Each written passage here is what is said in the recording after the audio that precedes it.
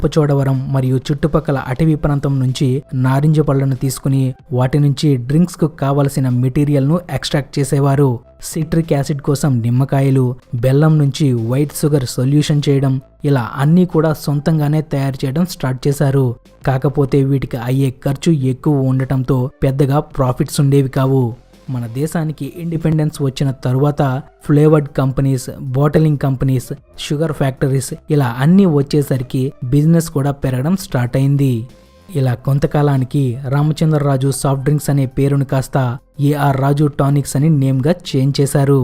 1950లో దీనిని ఆటోస్గా పేరు మార్చడం జరిగింది. కోకోకోలా వంటి కంపెనీస్ కూడా ఈ ఆటోస్ బ్రాండ్ మరియు ఫార్ములాను కొనడానికి చాలానే ప్రయత్నించారని చెబుతారు.